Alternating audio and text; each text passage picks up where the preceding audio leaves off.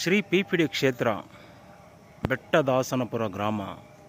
ಧರ್ಮೋ ರಕ್ಷತಿ ರಕ್ಷಿತಃ ಸರ್ವೇ ಜನೋ ಸುಖಿನೋ ಭವಂತು. ಇಂದು ಶ್ರೀ ಪಿಪಿಡಿ ಕ್ಷೇತ್ರದ ಅಮ್ಮನವರ ಆಶೀರ್ವಾದಗಳೊಂದಿಗೆ ಕ್ಷೇತ್ರಕ್ಕೆ ಬಂದು ಅಮ್ಮನವರಿಗೆ ನಮಸ್ಕರಿಸಿ 61ನೇ ಸುತ್ತಿನ ಪಾದಯಾತ್ರೆಯನ್ನು ಕೈಗೊಳ್ಳಲಾಗಿರುತ್ತದೆ. ಪ್ರಸ್ತುತ ಈ ಪಾದಯಾತ್ರೆಯ ಸದುದ್ದೇಶ ಏನೆಂದರೆ, ನಾನು ಇಂದಿನ ಸಂಚಿಕೆಗಳಲ್ಲಿ ತಿಳಿಸಿದಂತೆ ಈ ಕ್ಷೇತ್ರದಲ್ಲಿ ಸೇವೆ ಸಲ್ಲಿಸಿದಂತಹ ಪ್ರತಿಯೊಬ್ಬ ವ್ಯಕ್ತಿ ಗೌರವ ಮತ್ತು ಆತನ ಶ್ರಮವು ಯಾವತ್ತೂ ಸಹ ವ್ಯರ್ಥವಾಗಬಾರದು. ಅದರಂತೆ ಅಮ್ಮನವರ ಆಶೀರ್ವಾದಗಳೊಂದಿಗೆ ದೈವಾನುಗ್ರಹದ ಇಚ್ಛೆಯಂತೆ ಅಮ್ಮನವರ ಆಸೆ ಆಕಾಂಕ್ಷೆ ಕನಸುಗಳ ಒಂದು ಮಾರ್ಗದರ್ಶನದಂತೆ ಈ ಕ್ಷೇತ್ರದಲ್ಲಿ ಸೇವೆ ಸಲ್ಲಿಸಿದಂತಹ ಪ್ರತಿಯೊಬ್ಬ ಭಕ್ತಾದಿಗಳ ಶ್ರಮವು ವ್ಯರ್ಥವಾಗಬಾರದು ಹಾಗೂ ಅಮ್ಮನವರ ಆಶೀರ್ವಾದಗಳು ಸದಾ ಈ ಕ್ಷೇತ್ರದಲ್ಲಿ ಸೇವೆ ಸಲ್ಲಿಸಿದಂತಹ ಪ್ರತಿಯೊಬ್ಬ ಭಕ್ತಾದಿಗಳ ಸೇವೆಯು ಇತಿಹಾಸದ ಪುಟಗಳಲ್ಲಿ ದಾಖಲಾಗಬೇಕೆಂದು ಪ್ರಸ್ತುತ ಈ ಕ್ಷೇತ್ರಕ್ಕೆ ಬಂದು ಈ ಕ್ಷೇತ್ರದ ಒಳಾವರಣವನ್ನು 21 ಬಾರಿ ಪ್ರದಕ್ಷಿಣೆ ಮಾಡಿ 21ನೇ ಬಾರಿಯ ಪ್ರದಕ್ಷಿಣೆಯ ವಿಡಿಯೋ ಚಿತ್ರೀಕರಣವನ್ನು ಮಾಡಿಕೊಂಡು ಪ್ರಸ್ತುತ ಕಂಡಂತೆ ಶ್ರೀ ಪಿಪಿಡಿ ಕ್ಷೇತ್ರದ ಅಭಿವೃದ್ಧಿಯ ವಿವಿಧ ಹಂತಗಳ ಸೇವಾಕರ್ತರುಗಳ ಶ್ರಮವನ್ನು ವರ್ಣಿಸುತ್ತಾ ಹೋಗುತ್ತಿದ್ದೇನೆ.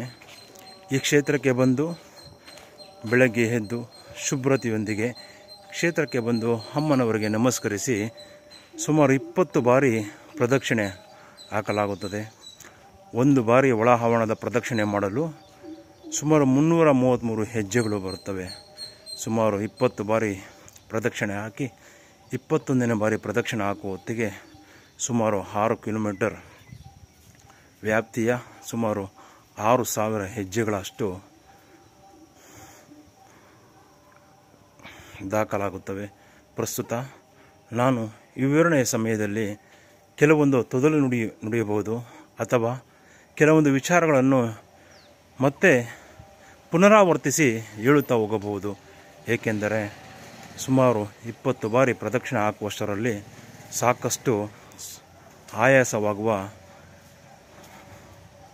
ಹಾಗೂ ಲಕ್ಷಣಗಳು ಗೋಚರಿಸುತ್ತವೆ. ಪ್ರಸ್ತುತ ಅಮ್ಮನವರು ನೆನೆಯುತ್ತಾ ಪ್ರಾಥಮಿಕವಾಗಿ ಮೊದಲೇ ಯಾವುದೇ ವಿಚಾರವನ್ನು ಇಂದಿನ ಪಾದಯಾತ್ರೆಯ ಸಂದರ್ಭದಲ್ಲಿ ತಿಳಿಸಬೇಕೆಂದು ಯೋಚಿಸದೆ, ಅಭ್ಯಾಸ ಮಾಡದೆ ಅಥವಾ ಪೂರ್ವ ನಿಯೋಜಿತವಲ್ಲದೆ ಈ ಕ್ಷೇತ್ರಕ್ಕೆ ಬಂದು ಈ ಕ್ಷೇತ್ರದಲ್ಲಿ ಅಮ್ಮನವರ ಒಳಾವರಣವನ್ನು ಪಾದಯಾತ್ರೆ ಮಾಡುವ ಸುಸಂದರ್ಭದಲ್ಲಿ ನನ್ನ ಜ್ಞಾನೋದಯಕ್ಕೆ ಬಂದಂತಹ ವಿಚಾರಗಳನ್ನು ಈ ಪಾದಯಾತ್ರೆಯ ಸುಸಂದರ್ಭದಲ್ಲಿ ತಿಳಿಸುತ್ತಿದ್ದೇನೆ.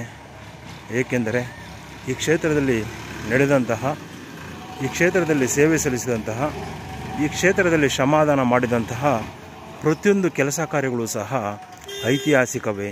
ಏಕೆಂದರೆ ಈ ಕ್ಷೇತ್ರಕ್ಕೆ ಒಂದು ಅಪಾರವಾದ ಒಂದು ಇತಿಹಾಸವಿದೆ. ಈ ಇತಿಹಾಸವನ್ನು ರಚಿಸಿ ಸಂರಕ್ಷಣೆ ಮಾಡಿಕೊಂಡು ಬಂದಂತಹ ಹಾಗೂ ಈ ಕ್ಷೇತ್ರಕ್ಕೆ ಅಭಿವೃದ್ಧಿಯ ವಿವಿಧ ಹಂತಗಳನ್ನು ವಿಸ್ತರಿಸಲು ಪ್ರತ್ಯಕ್ಷವಾಗಿ ಮತ್ತು ಪರೋಕ್ಷವಾಗಿ ಸಹಕರಿಸಿದ ಪ್ರತಿಯೊಬ್ಬರನ್ನು ಸ್ಮರಿಸುತ್ತಾ, ಪ್ರತಿಯೊಬ್ಬರ ಬಗ್ಗೆ ವಿವರಿಸುತ್ತಾ, ನನ್ನ ಜ್ಞಾನಾರ್ಜನೆಯಂತೆ ನನ್ನ ಅಮ್ಮನವರ ಆಶೀರ್ವಾದಂಥ ದೇವರು ನನಗೆ ನೀಡಿದಂತಹ ಕಂಠದಂತೆ ವಿವರಿಸುತ್ತಾ ಬಂದಿದ್ದೇನೆ. ಪ್ರಸ್ತುತ ಈ 61ನೇ ಸುತ್ತಿನ ಪಾದಯಾತ್ರೆ ಸುಸಂದರ್ಭದಲ್ಲಿ ಈ ಕ್ಷೇತ್ರಕ್ಕೆ ಬರುವ ಭಕ್ತಾದಿಗಳು ಹಾಗೂ ನಮ್ಮ ಸಮುದಾಯದ ಪ್ರತಿ ಮುಖಂಡರಲ್ಲಿ, ಪ್ರತಿ ವ್ಯಕ್ತಿಗಳಲ್ಲಿ ವಿನಂತಿಸಿಕೊಳ್ಳುವುದೇನೆಂದರೆ, ಈ ಕ್ಷೇತ್ರಕ್ಕೆ ಬಂದು ಬಿಲ್ವ ಪತ್ರೆಯ ಸುವಾಸನೆಯನ್ನು ಆಸ್ವಾದಿಸಿ ಅನುಭವವನ್ನು ಪಡೆದುಕೊಳ್ಳಬೇಕೆಂದು ಕೇಳಿಕೊಳ್ಳುತ್ತೇನೆ. ಪ್ರಸ್ತುತ ಸುಮಾರು 15 ದಿನಗಳ ಕಾಲ ಇವು ಚಿಗುರಿ ಈ ಸುವಾಸನೆಯನ್ನು ಹೊರಹೊಮ್ಮಿಸುತ್ತಿರುತ್ತವೆ. ಪ್ರಸ್ತುತ ಈ ಒಂದು ಅದ್ಭುತವಾದ ಸುವಾಸನೆಯನ್ನು ಆಸ್ವಾದಿಸಬೇಕೆಂದು ಮಗದೊಮ್ಮೆ ಶ್ರೀ ಪಿಪಿಡಿ ಕ್ಷೇತ್ರದ ಭಕ್ತಾದಿಗಳಲ್ಲಿ ವಿನಂತಿಸಿಕೊಳ್ಳುತ್ತೇನೆ. ಅಂದು ಅಮ್ಮನವರ ಆಶೀರ್ವಾದಗಳೊಂದಿಗೆ ಶ್ರೀ ಪಿರಿಯಾಪಟ್ಟಣದಮ್ಮ ನೂತನ ದೇವಸ್ಥಾನದ ಪೂಜಾ ಉದ್ಘಾಟನೆಯ ನಂತರ ಈ ಕ್ಷೇತ್ರದಲ್ಲಿ ಪೂಜಾ ಸುಸಂದರ್ಭದಲ್ಲಿ ಕೆಲವೊಂದು ಈ ಕ್ಷೇತ್ರದಲ್ಲಿ ಸೇವೆ ಸಲ್ಲಿಸಿದಂತಹ ಮಹಾನುಭಾವರು ಕೆಲವೊಂದು ಹಿತನುಡಿಗಳನ್ನು ನಮ್ಮೂರಿನ ಅರ್ಚಕರಿಗೆ ತಿಳಿಸಿರುತ್ತಾರೆ. ಪ್ರಸ್ತುತ ಅರ್ಚಕರು ಅಂದು ಬಂದು ಈ ಮೂಲ ದೇವಸ್ಥಾನದ ಅಸ್ತಿತ್ವ ಅಂದರೆ ಮೂಲ ದೇವಸ್ಥಾನದ ಶಕ್ತಿಯನ್ನು ತೆಗೆದುಕೊಂಡು ಬಂದು ಈ ಪಿರಿಯಾಪಟ್ಟಣದಮ್ಮ ನೂತನ ದೇವಸ್ಥಾನದಲ್ಲಿ ಅಮ್ಮನವರನ್ನು ಪ್ರತಿಷ್ಠಾಪಿಸುವ ಸುಸಂದರ್ಭದಲ್ಲಿ ಆ ಶಕ್ತಿಯನ್ನು ತೆಗೆದುಕೊಂಡು ಬಂದು ಈ ನೂತನ ದೇವಸ್ಥಾನದ ಅಮ್ಮನವರ ಪಾದಾರವಿಂದದಲ್ಲಿ ಪುನರ್ ಪ್ರತಿಷ್ಠಾಪಿಸಬೇಕೆಂದು ಈ ಕ್ಷೇತ್ರದ ಭಕ್ತಾದಿ ಹಾಗೂ ಸೇವಾಕರ್ತರು ತಿಳಿಸಿರುತ್ತಾರೆ ಎಂದು ಅರ್ಚಕರು ನಮಗೆ ತಿಳಿಸಿರುತ್ತಾರೆ. ಆದರೆ ನಮ್ಮ ಹಿರಿಯರು ನಮ್ಮ ಈ ಕ್ಷೇತ್ರದ ಅನಾದಿ ಕಾಲದಿಂದ ಸೇವೆ ಸಲ್ಲಿಸುತ್ತಾ ಪೂಜೆ ಮಾಡುತ್ತಾ ಈ ಮೂಲ ದೇವಸ್ಥಾನವನ್ನು ಅಭಿವೃದ್ಧಿಪಡಿಸಿದಂತಹ ಅವರ ಸೇವೆಯು ಹಾಗೂ ಅವರ ಭಕ್ತಿಯು ಅಜರಾಮರವಾಗಿ ಉಳಿಯಬೇಕೆಂದು ತೀರ್ಮಾನಿಸಿ ಅಂದು ಅರ್ಚಕರಲ್ಲಿ ನಮ್ಮ ಗ್ರಾಮಸ್ಥರಾದಿಯಾಗಿ ಪ್ರತಿಯೊಬ್ಬರೂ ಸಹ ಮನವಿ ಮಾಡಿಕೊಳ್ಳುತ್ತೇವೆ. ಈ ಕ್ಷೇತ್ರದ ಶಕ್ತಿಯು ಈ ಸ್ಥಳದಲ್ಲಿ ಇರಲಿ, ಆ ಒಂದು ದುಸ್ಸಾಹಸಕ್ಕೆ ಯಾರೂ ಸಹ ಕೈ ಹಾಕುವುದು ಬೇಡವೆಂದು ಮನವಿ ಮಾಡಿಕೊಳ್ಳುತ್ತೇವೆ. ಆಗ ಅರ್ಚಕರು ಅವರು ಈ ಕ್ಷೇತ್ರಕ್ಕೆ ನೂತನ ದೇವಸ್ಥಾನ ನಿರ್ಮಿಸಲು ಅಪಾರವಾದ ಸೇವೆಯನ್ನು ಹಾಗೂ ಕೊಡುಗೆಯನ್ನು ನೀಡಿದಂತಹ ಮಹಾನುಭಾವರು ಹೇಳಿದಂತಹ ಮಾತನ್ನು ಧಿಕ್ಕರಿಸಲು ಸಾಧ್ಯವಾಗುವುದಿಲ್ಲ. ಆದರೆ ಯಥಾಪ್ರಕಾರ ನಾನು ಪೂಜಾ ವಿಧಿವಿಧಾನಗಳನ್ನು ಕೈಗೊಂಡು ಅಮ್ಮನವರ ನೂತನ ದೇವಸ್ಥಾನವನ್ನು ಪ್ರತಿಷ್ಠಾಪಿಸುತ್ತೇನೆ. ಯಾರೂ ಸಹ ಆ ವಿಚಾರವನ್ನು ಮೂಲ ದೇವಸ್ಥಾನದ ವಿಚಾರವನ್ನು ಮಾತನಾಡುವುದು ಬೇಡ. ನಾನು ಕೇಳಿದರೆ ನನ್ನ ಜ್ಞಾನಾರ್ಜನೆಯಂತೆ ಅವರಿಗೆ ಮನವರಿಕೆ ಮಾಡಿ ಹೇಳಿಕೊಳ್ಳುತ್ತೇನೆಂದು ನಮಗೆಲ್ಲರಿಗೂ ತಿಳಿಸಿರುತ್ತಾರೆ. ಅಂದು ಅಮ್ಮನವರ ಆಶೀರ್ವಾದಗಳೊಂದಿಗೆ ಶ್ರೀ ಪಿರಿಯಾಪಟ್ಟಣದಮ್ಮ ನೂತನ ದೇವಸ್ಥಾನದ ಪೂಜಾ ಉದ್ಘಾಟನೆಯು ಮುಗಿಯುತ್ತದೆ. ತದನಂತರ ಮೂಲ ಮತ್ತು ಪ್ರಧಾನ ದೇವಸ್ಥಾನದ ಶಕ್ತಿಯು ಆ ಒಂದು ಐತಿಹ್ಯಕ್ಕೆ ಯಾವುದೇ ರೀತಿಯ ಧಕ್ಕೆ ಬರದ ಹಾಗೆ ಪ್ರತಿಯೊಬ್ಬರೂ ಸಹ ನಡೆದುಕೊಳ್ಳುತ್ತಾರೆ. ಪ್ರಸ್ತುತ ಅಂದು ಶ್ರೀ ಪಿರಿಯಾಪಟ್ಟಣದಮ್ಮ ನೂತನ ದೇವಸ್ಥಾನದ ಪೂಜಾ ಉದ್ಘಾಟನೆಯ ನಂತರ ಈ ಕ್ಷೇತ್ರಕ್ಕೆ ಬಂದು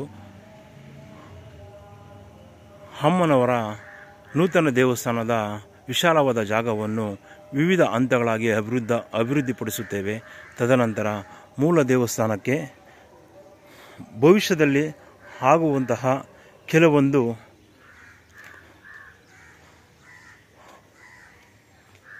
ಬೆಳವಣಿಗೆಗಳನ್ನು ಹಾಗೂ ಈ ಮೂಲ ದೇವಸ್ಥಾನಕ್ಕೆ ಆಗುವಂತಹ ಕೆಲವು ಕುಂದುಕೊರತೆಗಳನ್ನು ಯೋಚಿಸಿ ನಿರ್ಧರಿಸಿ ಪ್ರಸ್ತುತ ಈ ಪಿರಿಯಾಪಟ್ಟಣದಮ್ಮ ಮೂಲ ಮತ್ತು ಪ್ರಧಾನ ದೇವಸ್ಥಾನದ ಈ ಮೂಲ ಕ್ಷೇತ್ರವನ್ನು ಅಭಿವೃದ್ಧಿಪಡಿಸಬೇಕೆಂದು ತೀರ್ಮಾನಿಸಿದಾಗ ನನಗೆ ಇಲ್ಲಿ ವಿಶಾಲವಾಗಿ ಅಂದು ನಾವು ಇಂದಿನ ಸಂಚಿಕೆಯಲ್ಲಿ ತಿಳಿಸಿದಂತೆ ಪ್ರಾಥಮಿಕವಾಗಿ ಶ್ರೀ ಪಿರಿಯಾಪಟ್ಟಣದಮ್ಮ ಮೂಲ ಸನ್ನಿಧಾನಕ್ಕೆ ಈ ಶೀಟನ್ನು ಹಾಕಲು ಸಹಕರಿಸಿದಂತಹ ಪ್ರತಿಯೊಬ್ಬರ ಒಂದು ಸೇವೆಯನ್ನು ಸಹ ಇಂದಿನ ಸಂಚಿಕೆಯಲ್ಲಿ ತಿಳಿಸಲಾಗಿರುತ್ತದೆ.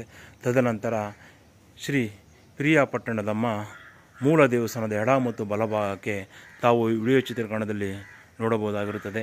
ಈ ರೀತಿಯಾಗಿ ವಿಂಗಡಣೆ ಮಾಡಲು ಹಾಗೂ ಈ ರೀತಿಯಾಗಿ ಅಭಿವೃದ್ಧಿ ಮಾಡಲು ಹಾಗೂ ಈ ಮೂಲ ದೇವಸ್ಥಾನದಲ್ಲಿ ಸಾಕಷ್ಟು ಜನರು ಕುಳಿತುಕೊಳ್ಳಲು ಒಂದು ಶೀಟನ್ನು ಎಡ ಮತ್ತು ಬಲಭಾಗದಲ್ಲಿ ವಿಸ್ತರಣೆ ಮಾಡಬೇಕೆಂದು ನಿರ್ಧರಿಸಿ ಈ GI ಪೈಪುಗಳು ಬೇಕೆಂದು ಯೋಚಿಸುತ್ತಿರುವಾಗ ನನ್ನ ಸಹೋದರನಾದಂತಹ ವಿಶ್ವ ಆತನು ನನಗೆ ಕೆಲವೊಂದು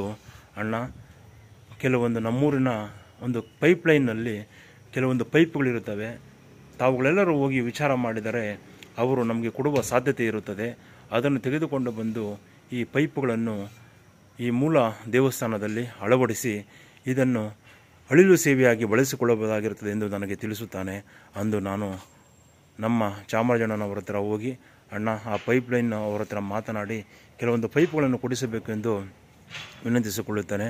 ಅವರು ನನ್ನ ಮನವಿಯಂತೆ ಅವರಿಗೆ ಫೋನ್ ಮಾಡಿ ಕೆಲವೊಂದು ಪೈಪುಗಳನ್ನು ಕೊಡಬೇಕೆಂದು ವಿನಂತಿಸುತ್ತಾರೆ. ಹಾಗೂ ನಾನು ಸಹ ಅಂದು ಪೈಪ್ಲೈನ್ ಅವರ ಹತ್ರ ಹೋಗಿ ಅವರು ಮೂಲತಃ ತಮಿಳುನಾಡು ರಾಜ್ಯದವರು, ಅವರ ಬಳಿ ಹೋಗಿ ಶ್ರೀ ಪಿರಿಯಾಪಟ್ಟಣದಮ್ಮ ಮೂಲ ದೇವಸ್ಥಾನದಲ್ಲಿ ಶೀಟನ್ನು ವಿಸ್ತರಿಸಲು ಅಳಿಲು ಸೇವೆಯಾಗಿ ನೀವು ಕೆಲವೊಂದು ಪೈಪ್ಗಳನ್ನು ಕೊಡಬೇಕೆಂದು ತಿಳಿಸಿದಾಗ ಅವರು 4 ಇಂಚು ಸುತ್ತಳತೆಯ ಈ ಪೈಪ್ಗಳನ್ನು ಸುಮಾರು ನಮಗೆ 6 ಪೈಪ್ಗಳನ್ನು ನೀಡುತ್ತಾರೆ. ಅದನ್ನು ತೆಗೆದುಕೊಂಡು ಬಂದು 20 ಅಡಿ ಉದ್ದದ 6 ಪೈಪ್ಗಳನ್ನು ನೀಡುತ್ತಾರೆ.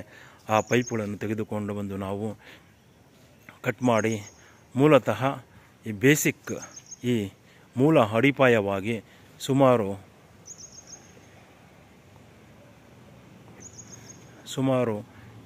8 ಪೈಪ್ಗಳನ್ನು ಈ ಸ್ಥಳದಲ್ಲಿ ಹಾಕಿ ಈ ತದನಂತರ ನಮ್ಮೂರಿನ ಕೆಲವು ಭಕ್ತಾದಿಗಳನ್ನು ವಿನಂತಿಸಿದಾಗ ನಮ್ಮೂರಿನ ಪ್ರಸ್ತುತ ಇನ್ಸ್ಪೆಕ್ಟರ್ ಆಗಿ ಕರ್ತವ್ಯ ನಿರ್ವಹಿಸುತ್ತಿರುವ ನನ್ನ ಸ್ನೇಹಿತ ಎನ್ ಮಂಜುನಾಥ್ರವರು 10,000ಗಳನ್ನು, ಪ್ರಮೋದ್ ಪಾಟೀಲ್ರವರು 10,000ಗಳನ್ನು, ನಾಗರಾಜಣ್ಣನವರು 10,000ಗಳನ್ನು ಹಾಗೂ ನಮ್ಮ ಚಾಮರಾಜಣ್ಣನವರು 10,000ಗಳನ್ನು, ಕೀರ್ತಿ ಪ್ರಸಾದ್ ಚಿಕ್ಕಣ್ಣನವರ ಕುಟುಂಬದಿಂದ 10,000 ರೂಗಳನ್ನು ಹಾಗೂ ಪ್ರಾಥಮಿಕವಾಗಿ ನಮ್ಮ ಕುಟುಂಬದಿಂದ 10,000 ರೂಗಳು ಹಾಗೂ ನಮ್ಮ ಅಕ್ಕನವರಾದ ಶ್ರೀಮತಿ ಶಮಂತ ಕಮಣಿ ಸಂಜೀವರಾಜ್ ಅವರು ಸಹ 10,000 ರೂಗಳನ್ನು ಹಾಗೂ ನನ್ನ ಸಹೋದರ ಮುರಳಿ 10,000 ರೂಗಳನ್ನು, ನಮ್ಮ ಶ್ರೀಯುತ ಈ ಕ್ಷೇತ್ರದ ಮೂಲ ಸೇವಾಕರ್ತರು ಹಾಗೂ ಸಂಘಟನಾ ಕಾರ್ಯಕರ್ತರಾದಂತಹ ನಮ್ಮ ಸೋಮಣ್ಣ ಅವರ ತಂದೆ ಅವರ ತಾಯಿಯವರ ಹೆಸರಿನಲ್ಲಿ 10,000 ರೂಗಳನ್ನು ಹಾಗೂ ಅಂಬರೀಷ್ ಅವರು ಸಹ 10,000 ರೂಗಳನ್ನು ಹಾಗೂ ಶ್ರೀನಿವಾಸ್ ಬಿನ್ ವೆಂಕಟಸ್ವಾಮಣ್ಣನವರು ಅವರು ಸಹ ಸುಮಾರು 25,000 ರೂಗಳನ್ನು ಹಾಗೆ ಈ ರೀತಿಯಾಗಿ ನಮಗೆ ನೀಡುತ್ತಾರೆ. ಆ ಸುಮಾರು ಎಲ್ಲವೂ ಸೇರಿ ಸುಮಾರು 1,25,000 ರೂಗಳನ್ನು ತೆಗೆದುಕೊಂಡು ಬಂದು ಕೂಲಿಯನ್ನು ಕೊಟ್ಟು ಪ್ರಾಥಮಿಕವಾಗಿ ಈ ಪೈಪ್ಗಳನ್ನು ಹಾಗೂ ಮೂಲತಃ ನಮ್ಮೂರಿನ JCB ನಾರಾಯಣಸ್ವಾಮಣ್ಣನವರು ಅವರು ಸ್ವತಃ ನಮ್ಮ ಜೊತೆಯಲ್ಲಿ ಬಂದು ಅವರ ಟೆಂಪೋವನ್ನು ತೆಗೆದುಕೊಂಡು ಬಂದು ಸುಮಾರು 45,000 ರು ಬೆಲೆ ಬಾಳುವ ಮೇಲೆ ಅಳವಡಿಸಲಾಗಿರುವ ಪೈಪ್ಗಳನ್ನು ನಾವೇ ಸ್ವತಃ ಖುದ್ದಾಗಿ ತೆಗೆದುಕೊಂಡು ಬಂದು ಈ ಸ್ಥಳದಲ್ಲಿಟ್ಟು ಸುಮಾರು 1,25,000 ರೂಗಳಿಗೆ ಈ ತಮಿಳುನಾಡು ಮೂಲದ ಪೈಪ್ಲೈನ್ ಅವರು ನೀಡಿದಂತಹ ಈ ಪೈಪುಗಳು ಹಾಗೂ ನಮ್ಮೂರಿನ ಭಕ್ತಾದಿಗಳು ನೀಡಿದ ಇನ್ನು ಕೆಲವರು ಯಾರಾದರೂ ಹೆಸರು ಮರೆತಿದ್ದಲ್ಲಿ ಕ್ಷಮಿಸಬೇಕು. ಅದು ಅಮ್ಮನವರ ಜ್ಞಾನೋದಯದಲ್ಲಿ ಇರುತ್ತದೆ ಎಂದು ಈ ವಿಡಿಯೋ ಚಿತ್ರಣದ ಮೂಲಕ ತಿಳಿಸುತ್ತಾ ಸುಮಾರು 1,25,000 ರೂಗಳನ್ನು ವಿನಿಯೋಗಿಸಿ ಈ ಪೈಪ್ಗಳನ್ನು ಅಳವಡಿಸಿರುತ್ತೇವೆ. ಪ್ರಸ್ತುತ ಈ ಪೈಪ್ನ ವಿಸ್ತಾರವನ್ನು ಅಳವಡಿಸುವ ಸುಸಂದರ್ಭದಲ್ಲಿ ಮತ್ತು ಆನಂದ್ರವರು ಸಹ 10,000 ರೂಗಳನ್ನು ಈ ರೀತಿಯಾಗಿ ನೀಡಿರುತ್ತಾರೆ. ಈ ಕೆಲಸ ಕಾರ್ಯದಲ್ಲಿ ಮಗ್ನರಾಗಿದ್ದಂತಹ ಆಗ ನಮ್ಮ ಊರಿನ ನಾರಾಯಣಸ್ವಾಮಣ್ಣನವರು ಈ ಸ್ಥಳಕ್ಕೆ ಬರುತ್ತಾರೆ. ಈ ಮೂಲ ದೇವಸ್ಥಾನವನ್ನು ಹೇಗಾದರೂ ಮಾಡಿ ನೀವು ವಿಸ್ತಾರ ಮಾಡುತ್ತಿದ್ದೀರಿ, ಆದರೆ ಈ ಪ್ರಾಥಮಿಕವಾಗಿ ಅಂದು ಸುಮಾರು 10 ವರ್ಷಗಳ ಹಿಂದೆ ಹಾಕಲಾಗಿದ್ದಂತಹ ಈ ಪ್ರಾಥಮಿಕವಾಗಿ ಪ್ರಪ್ರಥಮವಾಗಿ ಹಾಕಲಾಗಿದ್ದಂತಹ ಈ ಶೀಟನ್ನು ಸಹ ತೆಗೆದು ಇನ್ನೂ ಅತಿ ಎತ್ತರವಾಗಿ ಸುಮಾರು 30 ಅಡಿ ಎತ್ತರಕ್ಕೆ ವಿಶಾಲವಾಗಿ ದೊಡ್ಡದಾಗಿ ಬೃಹದಾಕಾರವಾಗಿ ಹಾಕೋಣ ಎಂದು ನನ್ನ ಬಳಿ ಶ್ರೀ ಪ್ರಿಯಾಪಟ್ಟಣದ ಅಮ್ಮನವರ ಸನ್ನಿಧಾನದಲ್ಲಿ ನಮ್ಮ ಪುಟ್ಟಣ್ಣಪ್ಪನವರನ್ನು ಕರೆದುಕೊಂಡು ಬಂದು ನಮಗೆ ತಿಳಿಸುತ್ತಾರೆ. ಈ ಶೀಟನ್ನು ಅತಿ ಎತ್ತರಕ್ಕೆ ಹಾಕಲು ಯಾವುದೇ ರೀತಿಯ ಸಮಸ್ಯೆ ಇರುವುದಿಲ್ಲ, ಆದರೆ ಈ ಬೇವಿನ ಮರದಲ್ಲಿ ಇದ್ದಂತಹ ಈ ಒಂದು ರೆಂಬೆಯನ್ನು ಕಟ್ ಮಾಡಬೇಕಾಗಿರುತ್ತದೆ. ಹಾಗೂ ಈ ಬೇವಿನ ಮರಗಳು ಶೀಟಿನ ಒಳಭಾಗಕ್ಕೆ ಬರುತ್ತವೆ. ಬೇವಿನ ಮರಗಳನ್ನು ಒಳಭಾಗದಲ್ಲಿ ಬಿಟ್ಟು ಮೇಲೆ ಶೀಟನ್ನು ವಿಶಾಲವಾಗಿ ಅತಿ ಎತ್ತರದ ಸ್ಥಿತಿಯಲ್ಲಿ ಹಾಕೋಣವೆಂದು ತೀರ್ಮಾನ ಹೇಳುತ್ತಾರೆ. ಆಗ ನಾನು ಈ ಬೇವಿನ ಮರಗಳನ್ನು ನೆಡಲು ಒಂದು ಇತಿಹಾಸವಿದೆ. ಆ ಸೇವೆಯು ಅಂದು ನಾನು ಮತ್ತು ಪ್ರಸ್ತುತ ಗ್ರಾಮ ಪಂಚಾಯತಿ ಸೆಕ್ರೆಟರಿಯಾಗಿ ಕೆಲಸ ಮಾಡಿದಂತಹ ಅಂಬರೀಷ್ ಅವರು, ಶ್ರೀ ಆಂಜನಪ್ಪನ BM ಆಂಜನಪ್ಪನವರ ಮಗ ಅಂಬರೀಷ್ ಅವರು ಅದನ್ನು ಚಂದಾಪುರ ನರ್ಸರಿಯಿಂದ ತೆಗೆದುಕೊಂಡು ಬಂದು ಈ 2 ಬೇವಿನ ಮರಗಳನ್ನು ನೆಡಲು ಬಹಳ ಕಷ್ಟಪಟ್ಟು ಹಾಗೂ ನನ್ನ ದ್ವಿಚಕ್ರ ವಾಹನದಲ್ಲಿ ಕೆಂಪು ಮಣ್ಣು ಹಾಗೂ ನೀರನ್ನು ಮನೆಯಿಂದ ಹೊತ್ತು ತಂದು ಹಾಕಿ 2 ಬೇವಿನ ಮರಗಳನ್ನು ಪ್ರಾಥಮಿಕವಾಗಿ ನೆಟ್ಟಿರುತ್ತೇವೆ. ಆ 2 ಮರಗಳ ಇತಿಹಾಸವು ಹಾಗೆಯೇ ಉಳಿಯಬೇಕು. ಯಾವುದೇ ಕಾರಣಕ್ಕೂ ಒಂದು ರೆಂಬೆಯನ್ನು ಸಹ ಕತ್ತರಿಸಲು ಕಟ್ ಮಾಡಲು ನಾವು ನಮ್ಮ ಸಹಮತವಿಲ್ಲ ಎಂದು ತಿಳಿಸಿದಾಗ ಮನವಿ ಮಾಡಿದಾಗ ನಾರಾಯಣಸ್ವಾಮಣ್ಣನವರು, ಪುಟ್ಟಣ್ಣ ಬಾ, ಇವನು ನಮ್ಮ ಮಾತನ್ನು ಕೇಳುವುದಿಲ್ಲ, ಅವನ ಹಠ ಹಿಡಿದರೆ ಹಠವೇ ಅವನದು ಎಂದು ಅಂದು ಪ್ರಸ್ತುತ ಕೆಲಸ ನಡೆಯುತ್ತಿರುವ ಸುಸಂದರ್ಭದಲ್ಲಿ ಪುಟ್ಟಣ್ಣಪ್ಪನವರನ್ನು ತಮ್ಮ ದ್ವಿಚಕ್ರ ವಾಹನದಲ್ಲಿ ಕೂರಿಸಿಕೊಂಡು ಅವರು ಹೊರಟು ಹೋಗುತ್ತಾರೆ. ಆದರೆ ಅವರು ಮತ್ತೊಂದು ನಮಗೆ ಸಲಹೆಯನ್ನು ನೀಡುತ್ತಾರೆ.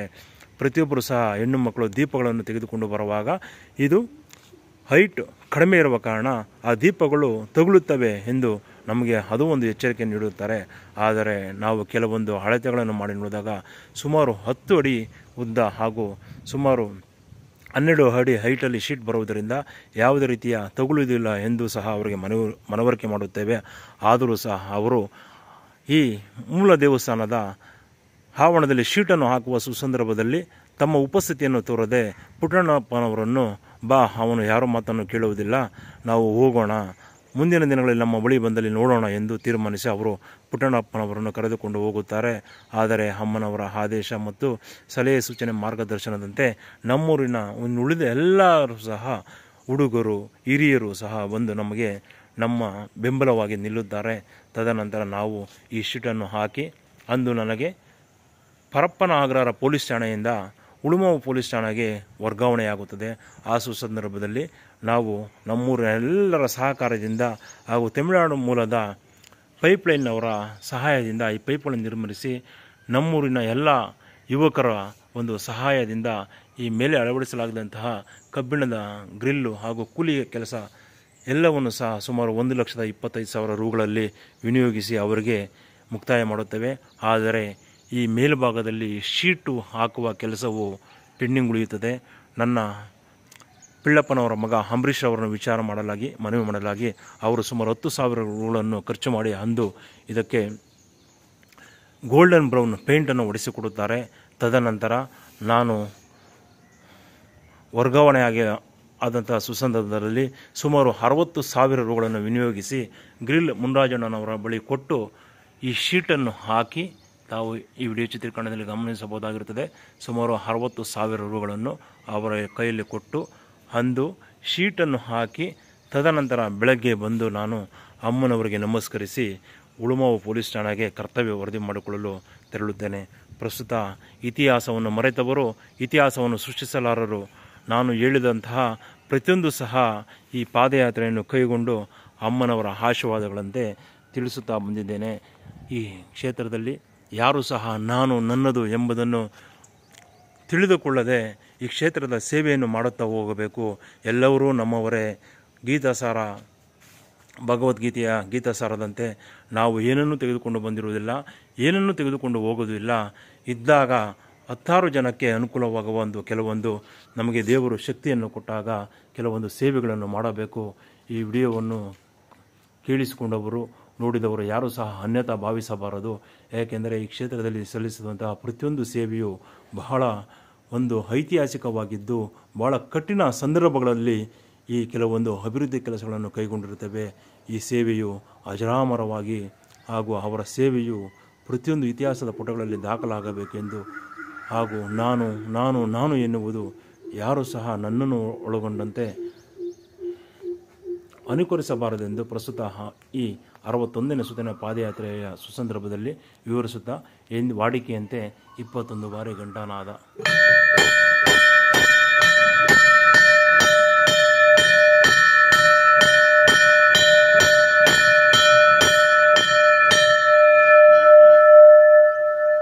ಅಂದು ಈ ಮೂಲ ದೇವಸ್ಥಾನದ ವಿಸ್ತರಣೆಯನ್ನು ಕೈಗೊಳ್ಳಲು ಅಮ್ಮನವರು ನಮಗೆ ಆಶೀರ್ವದಿಸಿ ಹಾಗೂ ನಮಗೆ ಸಾಕಷ್ಟು ಶಕ್ತಿಯನ್ನು ಕೊಟ್ಟು ನಮ್ಮೂರಿನ ಯುವಜನತೆಯ ಪ್ರತಿಯೊಬ್ಬರ ಸಹಕಾರವು ನಮಗೆ ಸಿಕ್ಕಿ ಈ ಮೂಲ ದೇವಸ್ಥಾನವನ್ನು ವಿಸ್ತರಿಸುವ ಒಂದು ಅಭಿವೃದ್ಧಿ ಕೆಲಸವನ್ನು ಕೈಗೊಂಡಿರುತ್ತೇವೆ.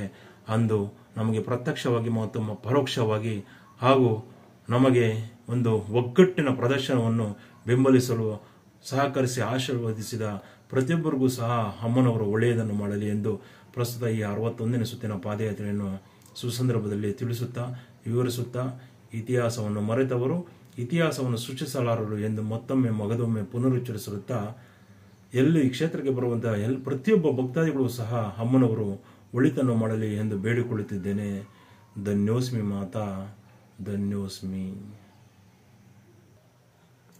ಧರ್ಮ ಜ್ಯೋತಿ ಸದಾಕಾಲ ಬೆಳಗುತ್ತಿರಲಿ, ಮಿನುಗುತ್ತಿರಲಿ. ಧನ್ಯೋಸ್ಮಿ ಮಾತಾ, ಧನ್ಯೋಸ್ಮಿ.